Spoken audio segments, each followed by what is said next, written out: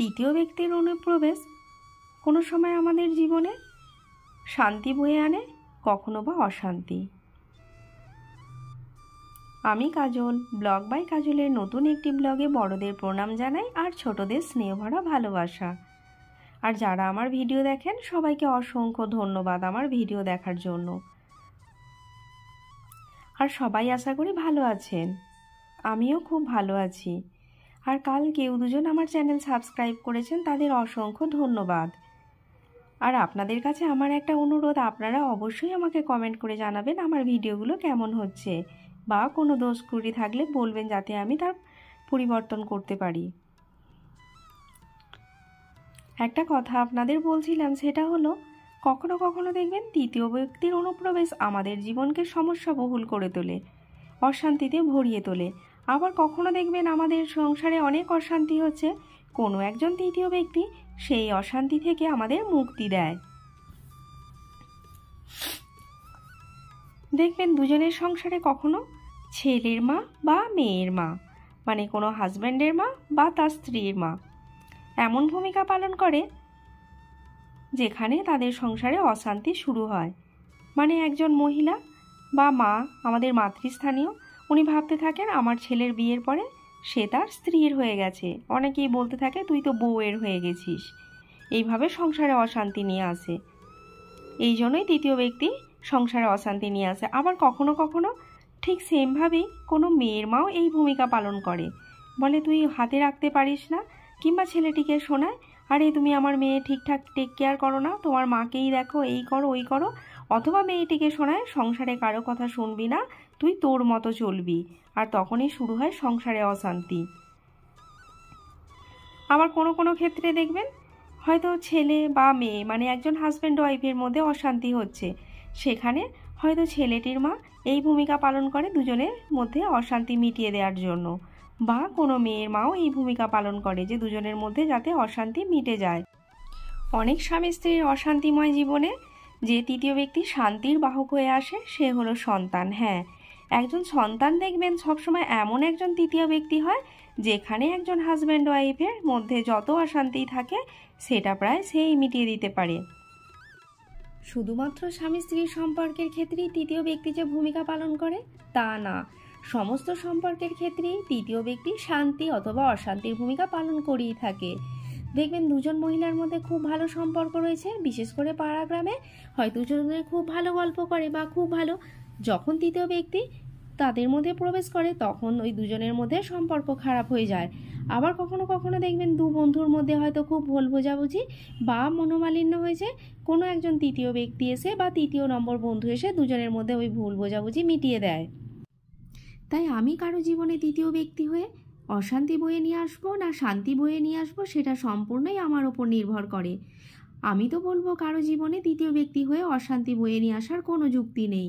যদি না কারো জীবনে শান্তি দিতে পারি তো অশান্তি তো দেওয়ার কোনো যুক্তি নেই। আর আপনাদের সাথে গল্প করতে করতে চলে এলাম সকালে রান্না বান্না করে, তারপর বিছানা গুছোতে। হ্যাঁ, আজকে আমি একটা শিমের সবজি বানিয়েছি। এই সবজিটা হয়তো আপনারা কেউ বানান না। সমস্ত মশলা মানে পেঁয়াজ, রসুন, একটু টমেটো, কাঁচা লঙ্কা আর অল্প একটু কাজু, একটু গরম মশলা সব কিছু ভেজে আর ওটাকে আমি পেস্ট বানিয়ে তারপর শিমগুলো সেদ্ধ করে আর ওই পেস্টটা আবারও তেলের ওপর দিয়ে মশলাটা কষে আর শিমগুলোর মধ্যে দিয়ে দিয়েছি। এই সবজিটা আমি এইভাবেই বানাই, আপনারাও একবার ট্রাই করে দেখতে পারেন, আশা করি ভালো লাগবে। আর আজকে জানেন এখানের ওয়েদারটা ভীষণ মেঘলা, তাই খুব সকাল সকাল জামা কাপড়গুলো ধুয়ে মিলে দিচ্ছি যাতে অন্তত জলটা ঝরে যায় আর ঘরের মধ্যে আমি দিতে পারি, কারণ আমার ঘরটা ভীষণ ছোট।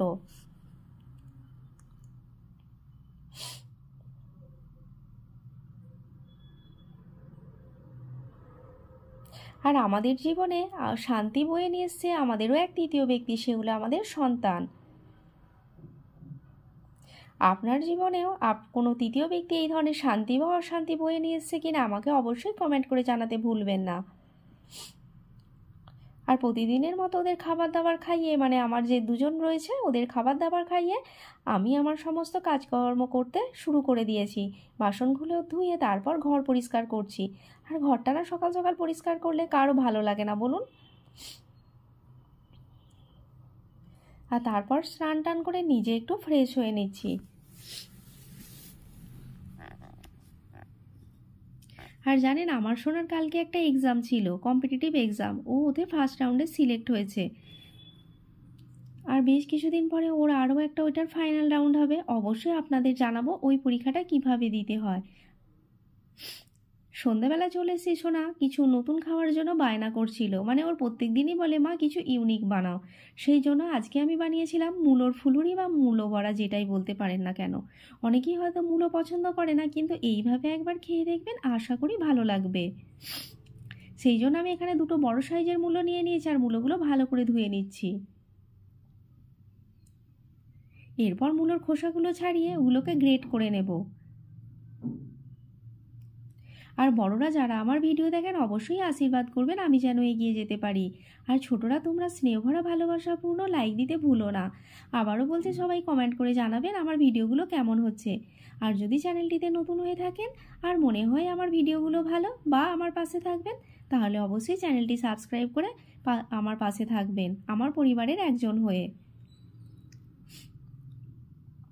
আর কথা বলতে বলতে চলে এসেছিলাম মূলোগুলো গ্রেট করতে। আমার গ্রেট করা হয়ে যাওয়ার পর 1 বাটি ময়দা, আবার 1 বাটি চালের গুঁড়ি দিয়ে দিলাম, আর 1 বাটি চিনি, আর অল্প সামান্য একটু নুন দিয়ে ভালো করে মেখে নেব। এর সাথে আপনি একটু জোয়ান আর কালো জিরো মিক্সড করতে পারেন। আমি আজকে দিইনি, কারণ আমার ঘরে ছিল না। তারপরে সর্বশেষে দিয়ে দিলাম 1 বাটি সুজি। দিয়ে দেখুন ঠিক এইরকম থিকনেস হবে এই ব্যাটারটা।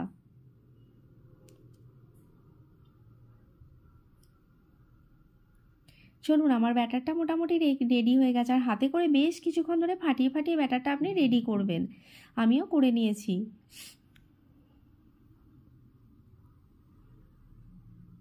দেখুন ঠিক এরকম থিকনেস হবে।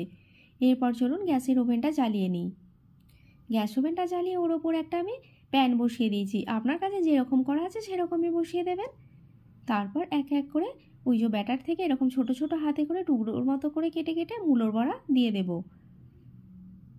বা মূলোর ফুলুরি যাই বলেন না কেন। এরপর ভালো করে ডিপ ফ্রাই করে দেব, গোল্ডেন কালার আসা পর্যন্ত।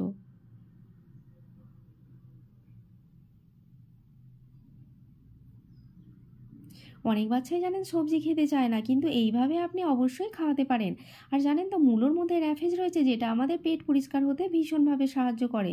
তাই আপনার বাচ্চা যদি না মূলো খেতে চায়, এইভাবে অবশ্যই করে দিতে পারেন। খুব মজার সাথে খাবে, আর বুঝতেই পারবে না যেটা মূলো।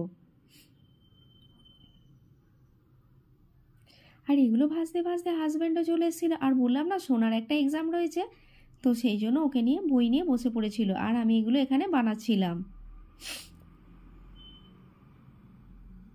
আর কেমন হয়েছে আপনারা অবশ্যই কমেন্ট করে জানাতে ভুলবেন না। আর এই শীতে ঠান্ডার মরশুমে একবার আপনি ট্রাই করে দেখবেন, আর আমাকে অবশ্যই জানাবেন। চলুন গরম গরম মূলো বড়া খেয়ে নেওয়া যাক। আর আপনারাও একদিন বানিয়ে খাবেন। আপনারা শারীরিক আর মানসিক দিক থেকে সুস্থ থাকবেন, এটাই কামনা করি।